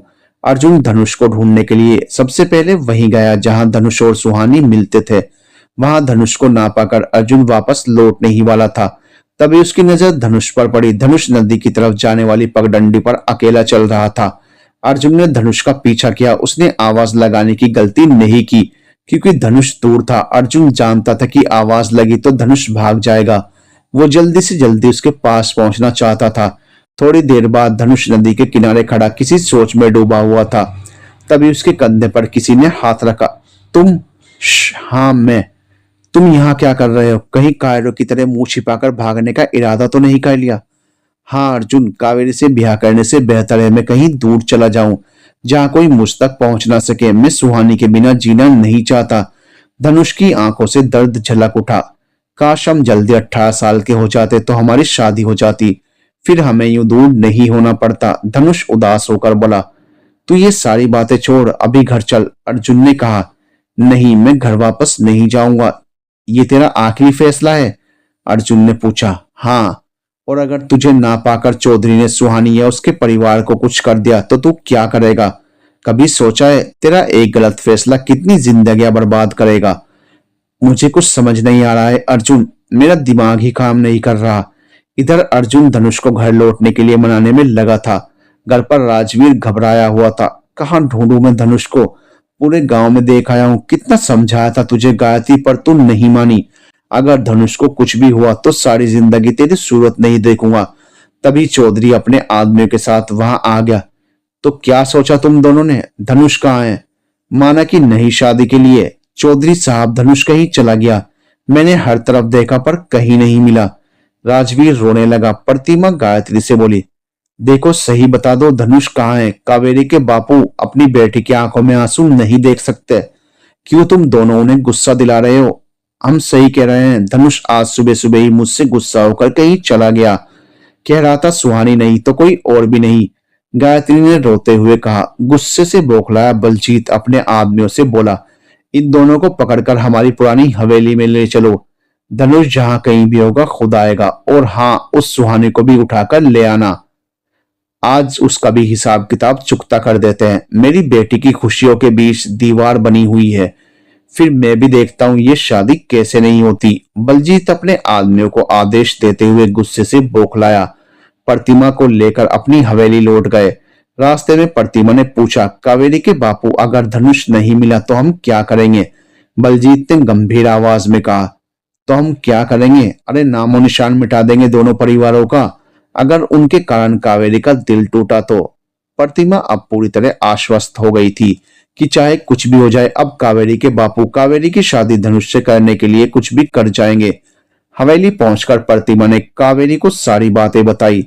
अब तुझे बिल्कुल भी चिंता करने की जरूरत नहीं है बिटिया। आज मुझे पूरा विश्वास हो गया कि तेरे बापू तेरे लिए कुछ भी कर सकते हैं। अब तो बिल्कुल चिंता मत कर, सब अच्छा होगा। कावेरी खुश होकर बोली, बापू, मेरे अच्छे बापू। बलजीत के सीने से लग गई। बलजीत ने कुटिल मुस्कान के साथ उसके सिर पर हाथ रखते हुए कहा, बस बिटिया, ऐसे ही मुस्कुराती रहना हमेशा। उधर दूसरी तरफ राजवीर के यहाँ, छोड़ दो हमें, हम सही कह रहे हैं, हमें धनुष के बारे में कुछ नहीं पता। राजवीर ने चौधरी के आदमी से छूटने की बहुत कोशिश की, पर उन्होंने राजवीर और गायत्री को पकड़कर अपनी गाड़ी में बैठा लिया। दो लोग महेंद्र के घर में घुसकर सुहानी को जबरन बाहर खींचने लगे। अर्चना लाठी लेकर सामने आ गई। छोड़ दो मेरी बेटे को। माँ की ममता काली बनकर उन लोगों से मुकाबला करने लगी, ये जानते हुए भी कि वो उन्हें नहीं रोक पाएगी, फिर भी उनसे उलझ गई। सुहानी, भाग जा यहाँ से। पर माँ, मैं तुझे छोड़कर नहीं जाऊंगी। मुझे कुछ नहीं होगा बेटिया, पर तुझे कुछ हो गया तो जा यहाँ से, अर्चना बोली। पर वो एक कमजोर दुबली पतली काया की औरत थी। वो उन हट्टे कट्टे आदमियों को सुहानी के भागने से पहले रोक नहीं पाई।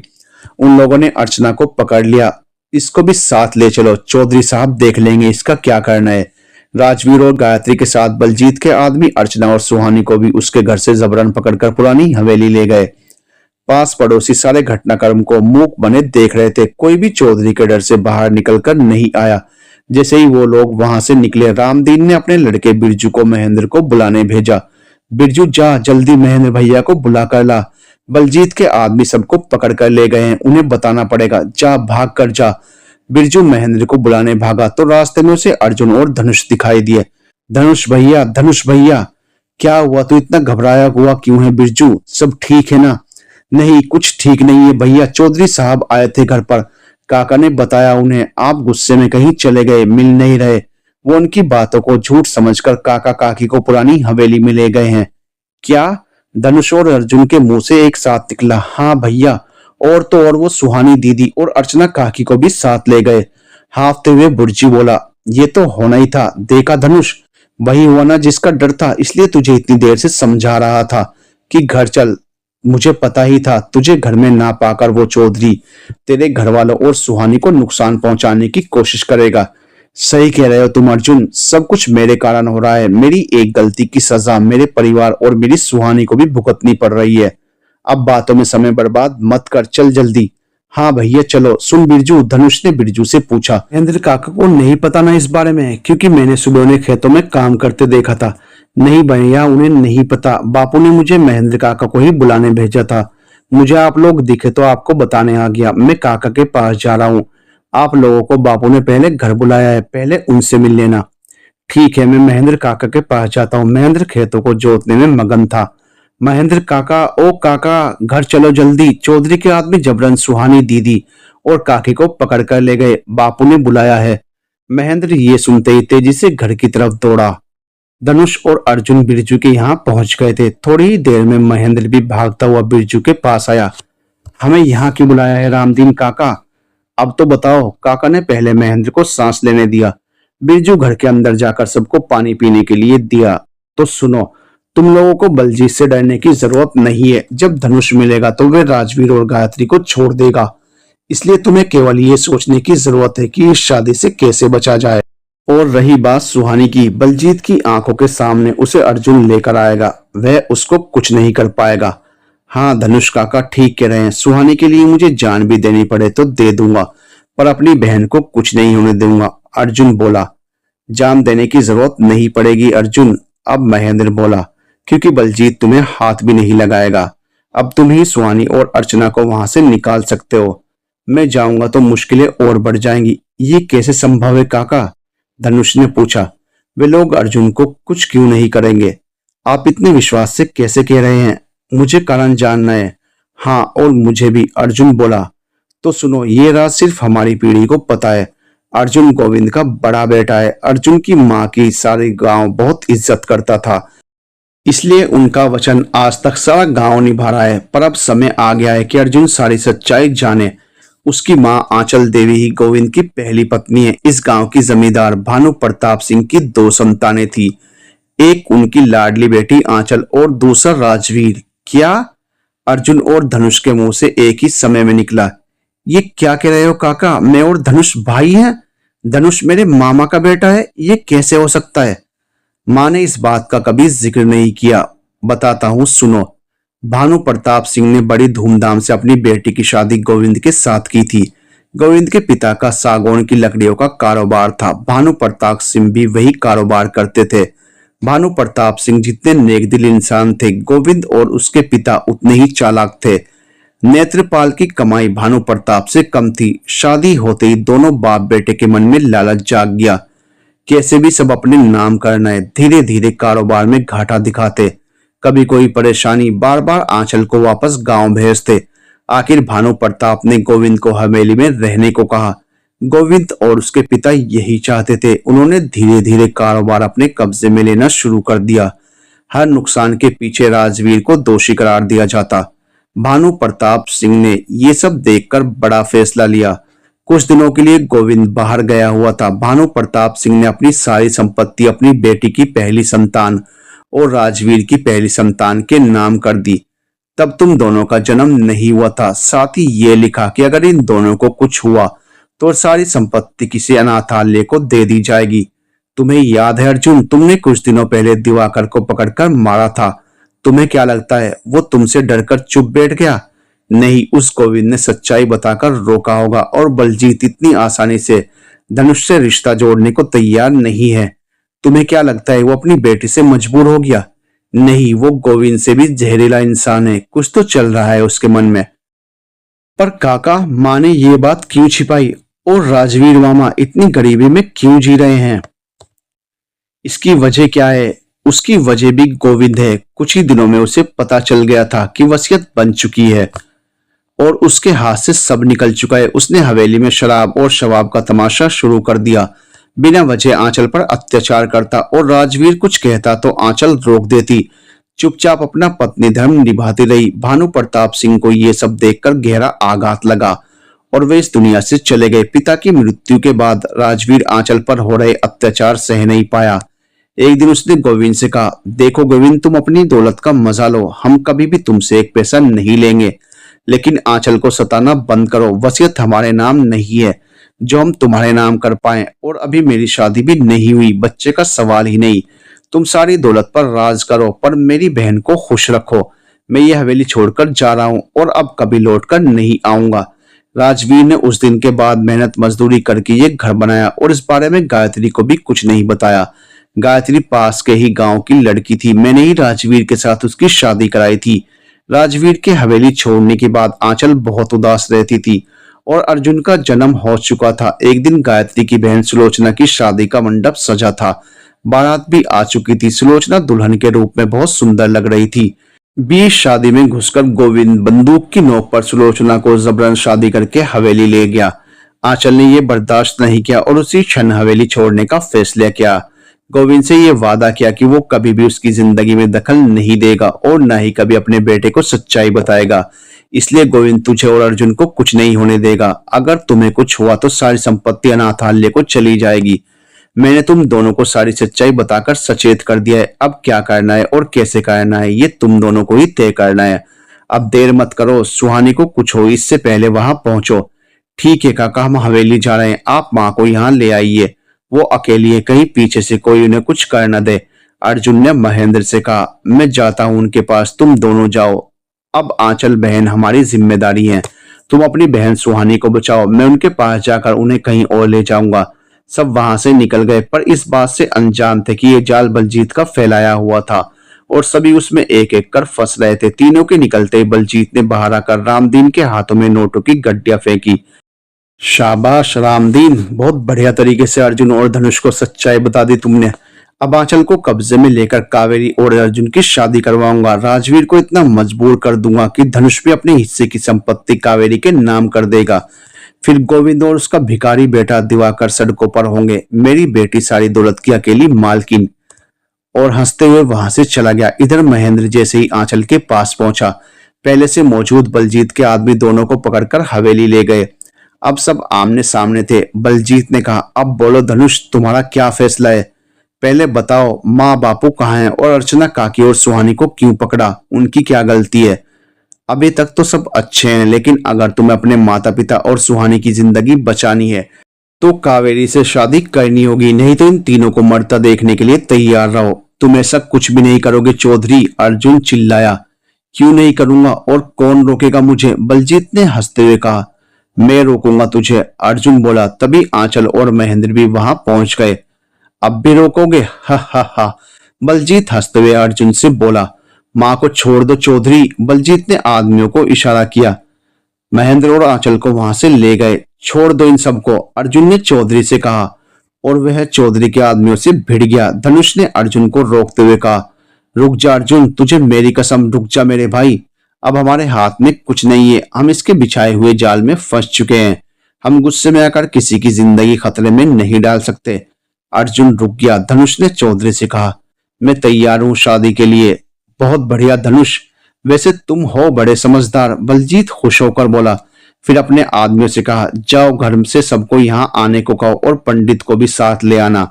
एक आदमी को गोविंद को बुलाने भेजा गया। जाओ गोविंद से कहो शादी की तैयारी शुरू होने वाली है। धनुष के माता पिता को पकड़कर लाओ, इसे शादी के लिए तैयार करो। और हाँ, अर्जुन को उसकी माँ के पास पहुंचा दो, गोदी में बैठ जाए। ध्यान रहे, भागने या कोई गड़बड़ी करने की कोशिश मत करना, वरना धनुष के माता पिता को मेरे आदमी गोली मार देंगे। अर्जुन को भी वही कैद कर दिया गया जहां उसकी माँ और सुहानी का परिवार था। अर्जुन भैया, सुहानी ने रोते हुए पूछा। धनुष ठीक है ना? अर्जुन भैया, हाँ सुहानी, धनुष ठीक है, उसे कुछ नहीं हुआ, पर मैं चाहकर भी ये शादी नहीं रोक सका। मैं तेरे लिए कुछ नहीं कर सका। दुखी मत हो भैया, आप सभी सलामत रहें, मेरे लिए यही काफी है। मैं किसी की जिंदगी खतरे में डालकर अपनी खुशियां नहीं चाहती। सुहानी ने कहा। सही कह रही है सुहानी, खुद को दोष मत दो, आंचल ने अर्जुन से कहा। माँ, तूने मुझसे सच क्यों छुपाया? कौन सा सच अर्जुन? आंचल ने पूछा। मेरी पहचान का सच माँ। आप सारी जिंदगी यही कहती रही कि हमारे पिता हमें छोड़कर चले गए, हमारा कोई नहीं है इस दुनिया में। मैंने सही कहा है, हमारा कोई नहीं है इस दुनिया में, आंचल ने गुस्से में कहा। झूठ है माँ, सब झूठ। मेरे पिता गोविंद हैं, है ना माँ? और राजवीर काका मेरे सगे मामा। क्या? सुहानी और अर्चना दोनों के मुंह से आश्चर्य से निकला। आप ठकुराइन हो? धनुष आपका भतीजा है, महेंद्र को चुप देखकर अर्चना ने पूछा। आप चुप क्या हैं? आप जानते थे ये बात? आपने हमें कभी क्यों नहीं बताया? महेंद्र चुप रहा। आंचल समझ गई थी कि अब अर्जुन से झूठ बोलना मुश्किल है। हाँ, वो तेरे मामा हैं, बहुत कष्ट सहे उन्होंने हमारे लिए। एक तेरा पिता जिसने अपनी अय्याशी के लिए अपनी पत्नी और बेटे को अकेला रहने पर मजबूर कर दिया। मैं तुझे उसकी छाया से दूर रखना चाहती थी, इसलिए मैंने कुछ नहीं बताया। और राजवीर मामा हैं तेरे, मैं नहीं चाहती थी कि वो अपनी सारी जिंदगी अपनी बहन और उसके बच्चे को संभालने में खत्म कर दें। मैंने ही उन्हें अपनी कसम दी थी कि अगर वो मुझसे अपनी आंखों के सामने देखना चाहते हैं तो हमें रिश्ता खत्म करना होगा, तभी मैं इस गांव में रुकूंगी, नहीं तो कहीं और चली जाऊंगी। अर्जुन को सच्चाई बताकर आंचल रोने लगी। अर्जुन ने माँ को सीने से लगाते हुए कहा, रो मत माँ, तेरे रोने के दिन गए। अब मैं बड़ा हो गया हूँ और कानून अधिकार है मेरा और धनुष का नाना जी की संपत्ति पर। अब तुम्हें और मामा को यूं गरीबी की जिंदगी नहीं जीने दूंगा। हम कानून का सहारा लेकर इन्हें सबक सिखाएंगे। नहीं बेटे, तेरे पिता से उलझना आसान नहीं है, वो दौलत के लिए कुछ भी करने को तैयार हो जाएंगे। हमें अपनी जिंदगी में कोई समस्या नहीं चाहिए। धनुष की शादी होते ही ये लोग हमें छोड़ देंगे और हम अपनी सुकून भरी जिंदगी में लौट जाएंगे। उन्होंने जितने पाप किए हैं उनका फल उन्हें भगवान देंगे। हमें कुछ नहीं चाहिए, आंचल बोली। राजवीर और गायत्री जैसे ही बाहर पहुंचे, राजवीर ने दौड़कर धनुष को गले लगाया। धनुष, तू कहाँ चला गया था मेरे बच्चे? गायत्री दूर खड़ी थी, उसकी आंखों से खुशी के आंसू बह रहे थे। माँ, धनुष ने पास आने का इशारा किया। मेरे बच्चे, मुझे माफ कर दे, मैंने तेरा बहुत दिल दुखाया। गायत्री ने धनुष का माथा चूमते हुए कहा, बस कर मां, रुलाएगी क्या? धनुष ने आंसू छिपाते हुए कहा, यही मेरी किस्मत है। तो किसी से कैसी नाराजगी? धनुष फीकी मुस्कान के साथ बोला, चलो बहुत हुआ, कावेरी आने वाली है, तैयार करो उसे शादी के लिए, जाओ। चौधरी ने कहा। मंडप सज चुका था, पंडित भी आ चुके थे। थोड़ी देर में कावेरी दुल्हन का श्रृंगार किए प्रतिमा के साथ आ गई। राजवीर धनुष को ले आया। कावेरी ने धनुष को देखा और उसके चेहरे पर जीत भरी मुस्कान फैल गई। देखा मेरी रानी बिटिया, तेरे बापू ने जो कहा कर दिया। तूने मेरी जान भी मांगी होती तो आज तुझे वो भी दे देता। कावेरी दौड़कर पिता के सीने से लग गई। मेरे होते हुए कोई तकलीफ मेरे बापू को छू भी नहीं सकती। क्या सच में बिटिया? हाँ बापू, सच्ची। बलजीत ने कहा। चलो हाँ, बातें बाद में, शादी का मुहूर्त ना निकल जाए। पंडित जी ने रस्में शुरू की। एक एक रस्म के साथ धनुष के सपने टूटकर बिखर रहे थे। चेहरे के पीछे बहते आंसुओं में उसका दर्द बह रहा था, जिन्हें कोई भी नहीं देख पा रहा था। तभी गोविंद अपने आदमियों और दिवाकर के साथ वहां आ पहुंचा। रुको, ये शादी नहीं हो सकती। क्यों नहीं हो सकती भैया ये शादी? प्रतिमा ने गोविंद से पूछा। आप कौन होते हैं शादी रोकने वाले? गोविंद अपने आदमियों से बोला। पकड़ लो दोनों को। अरे भोजी, पहले तो आप लोगों ने हमें इस धोखे में रखा कि दिवाकर से कावेरी की शादी होगी, और अब शादी इस फटीचर से? मैं इसे नहीं होने दूंगा। शादी तो दिवाकर से ही होगी। तेरी ये हिम्मत? बलजीत ने गोविंद को धकेल दिया। उसके आदमी बलजीत को मारने लगे। काका छोड़ दो बापू को, काका। कावेरी बीच में आ गई। अच्छा छोड़ दूं? चल छोड़ दिया। तू भी अपनी जिद छोड़कर कर ले दिवाकर से ब्याह, वरना इन दोनों को जान से मार दूंगा। गोविंद ने बलजीत के सिर पर बंदूक रख दी। ये सुनकर कावेरी चुप हो गई।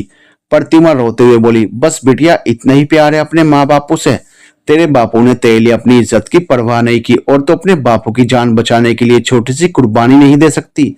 आखिरी बार कह रहा हूं छोरी, वरना ना धनुष मिलेगा ना तेरे माँ बाप, फिर अकेले खुशियां मनाना अपनी जिंदगी की। कावेरी रोते हुए बोली, मेरे माँ बापों को छोड़ दो, मैं आपकी बात मानने के लिए तैयार हूँ। ये हुई ना बात। बलजीत, जा अपने हाथों से अपने दामाद को तैयार करके ला। तूने दिवाकर की खुशी छीनने की कोशिश की थी, अब तू ही उसे शादी के लिए तैयार करेगा। कुटिल मुस्कान के साथ गोविंद ने कहा। बलजीत तो यही चाहता था। वह दिवाकर को वही ले गया जहां सारे लोग बंधक बने हुए थे। अरे वाह ससुर जी, आप तो बड़ी पहुंची चीज निकले। सबके साथ अर्जुन को भी बंधक बना देखकर दिवाकर ने कहा, आपके दिमाग की दाद देनी पड़ेगी। हाँ बेटा, अब मेरे खेल का नया पहलू भी देखो। बलजीत ने वहां पहरा दे रहे रंजन और मदन को इशारा किया। उन्होंने तुरंत दिवाकर को पकड़ लिया। अरे रे छोड़ो मुझे, मैं तो यहाँ इनका होने वाला दामाद हूँ। ससुर जी कहिए इनसे मुझे छोड़ दें, वरना आप बापू का क्रोध जानते हो। दिवाकर ने कहा, जानता हूँ, पर तुम दोनों मुझे नहीं जानते। शादी की शेरवानी अर्जुन पर फेंकते हुए बलजीत ने कहा, चल बेटा तैयार हो जा। कावेरी की शादी ना तो धनुष से होगी ना दिवाकर से। उसकी शादी गोविंद सिंह के बड़े बेटे अर्जुन से होगी। क्या? दिवाकर का मुंह खुला का खुला रह गया। ये झूठ है, मेरा कोई भाई नहीं है, ये झूठ है। सच है, अर्जुन तुम्हारे पिता की पहली पत्नी आंचल का बेटा है।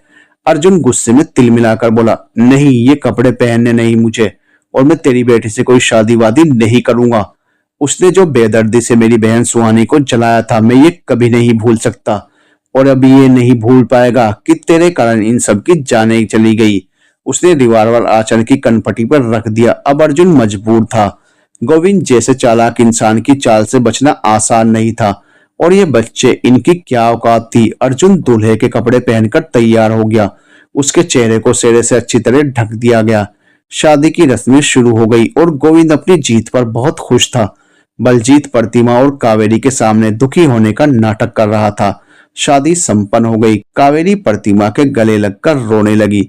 चलो बच्चों, बड़ों का आशीर्वाद लो, कहकर जैसे ही गोविंद ने अर्जुन को दिवाकर समझकर गले लगाया, अर्जुन ने उसे पीछे धकेलकर अपने चेहरे से सेहरा हटा दिया। तुम? गोविंद 2 कदम पीछे हट गया। ये सब क्या है? तुमने मुझे धोखा दिया। चौधरी, हमारे बीच ये तय नहीं हुआ था। तुमने कहा था शादी दिवाकर से होगी, बस तुम्हें शादी रोकने का नाटक करना है। प्रतिमा और कावेरी ये सब सुनकर सन्न रह गई। इतना बड़ा धोखा, और वो भी दौलत के लालच में। बापू, क्यों किया ऐसा आपने? कावेरी रोते हुए बोली। चुप हो जा बेटा, तू ये किससे कह रही है? यहाँ दौलत का लालची इंसान खड़ा है, तेरे बापू यहाँ कहाँ है? प्रतिमा कावेरी को समझाने लगी। तेरे बापू तेरी आंखों में आंसू कहाँ देख पाते थे, अब अर्जुन ही तेरी किस्मत है। सबको बाहर ले जाओ, चौधरी ने अपने आदमियों से कहा। आंचल को साथ में देखकर समझ गया कि बलजीत को वसीयत वाली बात पता चल गई कि अर्जुन और धनुष असली वारिस हैं, इसलिए उसने उन्हें लालच देकर फंसाया। तुम लोग यहाँ से जा सकते हो, पर जाने से पहले धनुष को इस पेपर पर दस्तखत करने होंगे कि वह अपना हिस्सा मेरी बेटी के नाम कर रहा है। बस करो बापू, और कितना नीचे गिरोगे, कावेरी रोते हुए बोली। मेरी ही गलती थी जो मैं इन दोनों के बीच में आ गई थी। ये नहीं हो सकता चौधरी, राजवीर ने कहा। तुम्हें तो पता चल गया कि पिताजी की जायदाद के असली वारिस अर्जुन और धनुष हैं, तो तुमने अर्जुन से कावेरी की शादी इसलिए जबरन करवाई क्योंकि अर्जुन के पास नाना से मिली संपत्ति है। गोविंद की पुश्तैनी संपत्ति में भी अर्जुन का हिस्सा तय हो चुका था। रही बात धनुष की, तो गायत्री के माता पिता के पास 2 वक्त की रोटी के भी लाले थे। धनुष के पास सिर्फ उसके दादाजी की संपत्ति से मिला हिस्सा है, तो धनुष हर मायने में अर्जुन से दौलत में कम है। और एक बात जो अभी तक सिर्फ मैं और आंचल जानते हैं वो ये कि हमारे बच्चे इस संपत्ति का इस्तेमाल कर सकते हैं, पर किसी के नाम नहीं कर सकते। अगर उन्होंने इसे बेचने या गलत इस्तेमाल करने की कोशिश की तो ये संपत्ति अनाथालय के हाथ चली जाएगी। पिताजी जानते थे कि गोविंद संपत्ति हथियाने के लिए बच्चों को मजबूर कर सकता था, इसलिए हमें जाने दो। हम हमारे बच्चों के साथ अपनी दुनिया में खुश हैं। ऐसी दौलत किस काम की जो इंसान को इंसान का दुश्मन बना दे। चलो धनुष, गोविंद, तुम जैसे जीते रहे हो वैसे ही जियो। मैं और मेरा बेटा उस हवेली में कभी नहीं आने वाले, न तुमसे कोई हिस्सा लेने वाले। चलो धनुष चल। गायत्री, ये हमारी दुनिया नहीं है। भैया मैं भी आपके साथ चलती हूँ, आंचल ने कहा। मामा मैं भी, अर्जुन ने राजवीर के साथ कदम बढ़ाए। मां मैं भी आपके साथ चलूंगी, कावेरी ने आवाज लगाई। मैं समझ गई ताकत सच्चाई में है, दौलत में नहीं। सब लोग वहां से चले गए। गोविंद भी दिवाकर को लेकर लौट गया। बलजीत हारे सिपाही की तरह खड़ा रह गया। जाते जाते कावेरी ने मां के गले लगकर विदा ली, पर बलजीत की ओर देखा भी नहीं। अर्जुन ने कावेरी को स्वीकार कर लिया। कावेरी भी सब कुछ भूलकर अपनी जिंदगी में आगे बढ़ गई। कावेरी ने एक अच्छी पत्नी और बहू बनकर सबका दिल जीत लिया। सुहानी को छोटी बहन सा स्नेह करने लगी। सुहानी के चेहरे की प्लास्टिक सर्जरी करवाने के लिए अपनी मां की मदद से शहर के बड़े डॉक्टर से मिली। 1 साल बीत गया। कावेरी की गोद में प्यारी सी बच्ची खेलने लगी। सुहानी का चेहरा भी पहले जैसा खिल उठा। धनुष और सुहानी फिर से हंसते गाते उस पल का इंतजार कर रहे थे जब हमेशा के लिए दोनों एक दूसरे के होंगे। सुहानी छत पर बैठी गुनगुना रही थी, कब बीतेंगी इंतजार की घड़ियां, लगेगा हमें शादी की हटकड़ियां। यूं दूर दूर रहना हो रहा है मुश्किल, अब तुम जल्दी से ले आओ बारात। बस बस, अब इंतजार की घड़ियां खत्म होने वाली हैं। मेरी प्यारी सुहानी। भाभी तुम? सुहानी कावेरी को अब भाभी कहती थी। कावेरी को देखकर शर्मा गई। हाँ और क्या, तुम्हें याद नहीं, 2 दिन बाद तुम दोनों 18 साल के हो रहे हो। तुम्हारे भैया ने पंडित जी से बात करके शादी का अच्छा मुहूर्त निकलवा लिया है। सच्ची? सुहानी ने कावेरी से लिपटते हुए पूछा। सच्ची। चलो समय कम है, बहुत तैयारी करनी है। कावेरी हंसते हुए चली गई। आज धनुष और सुहानी 18 साल के हो गए थे। घर में शादी की तैयारी चल रही थी। राजवीर और महेंद्र जल्दी जल्दी दोनों की शादी कराना चाहते थे। वो नहीं चाहते थे कि फिर कोई दुख तकलीफ उनकी जिंदगी में आए। सुहानी और धनुष की शादी की खबर गांव में फैल गई। बलजीत भी शादी में दोनों को आशीर्वाद देने आया। उसने पूरे गांव के सामने सुहानी और धनुष से हाथ जोड़कर माफी मांगी और ढेर सारे तोहफे दिए। फिर कावेरी से बोला, अब तो गुस्सा छोड़ दो बिटिया, और हो सके तो अपने बापू को माफ कर देना, वरना चैन से मर नहीं पाऊंगा। ये सुनकर कावेरी रो पड़ी और बलजीत के सीने से लग गई। सबकी आंखें नम हो गई। बलजीत ने कुछ पेपर अर्जुन की तरफ बढ़ाए। ये क्या है? ये तुम दोनों की शादी का तोहफा है। तब हालात अलग थे, मैं कुछ देता तो तुम दोनों नहीं लेते। पिता का आशीर्वाद समझकर रख लो, एक छोटा सा घर बनवाया है तुम्हारे लिए। मना मत करना, नहीं तो मैं समझ जाऊंगा कि तुम दोनों ने अभी भी मुझे माफ नहीं किया। आंचल ने इशारे से लेने को कहा। दोनों ने पेपर लेकर बलजीत का आशीर्वाद लिया। शादी में दिवाकर भी अपनी मां सुलोचना के साथ आया था। दोनों अब गोविंद के साथ नहीं रहते थे। गोविंद ने झुकना नहीं सीखा था, इसलिए गांव की हवेली छोड़कर शहर में अपनी पुश्तैनी हवेली में रहने चला गया था। दिवाकर हाथ जोड़कर राजवीर के पास आया। मामा अपने घर लौट चलो, हमें भी आपके प्यार और परिवार का साथ चाहिए। बड़ी माँ आप भी चलो, अर्जुन भैया को आपने बहुत प्यार दिया, अब मेरी बारी है। मैं समझ गया कि दुनिया में प्यार से बड़ी कोई दौलत नहीं है। उस घर और दौलत पर आपके और धनुष और मेरे भैया का हक है। अगर आप नहीं चले तो मैं भी यह गांव छोड़कर चला जाऊंगा। सुलोचना भी गायत्री से बोली, जी जी अपने घर लौट चलो। राजवीर मान गया और अपने परिवार को लेकर हवेली में रहने आ गया। सुहानी भी विदा होकर अपने धनुष की दुल्हन बनकर हवेली में आ गई और हवेली को देखकर अपने पुराने चुलबुले अंदाज में बोली, अरे बाप रे, इतनी बड़ी हवेली, इसमें तो पूरा गांव बस जाए। सभी लोग जोर से हंस पड़े तो सुहानी शर्माकर कावेरी से लिपट गई। आज कई सालों के वनवास के बाद राजवीर और आंचल अपने घर लौट आए थे। धनुष और सुहानी की जिंदगी में अब खुशियां ही खुशियां थी। दिवाकर की शादी भी उसकी पसंद की लड़की से हो गई थी। राजवीर ने महेंद्र के और अपने पुराने कच्चे मकान तोड़कर उनकी जगह एक बड़ा सा घर बनाकर अपनी दोस्ती निभाई। सब कुछ सही हो गया था। The end.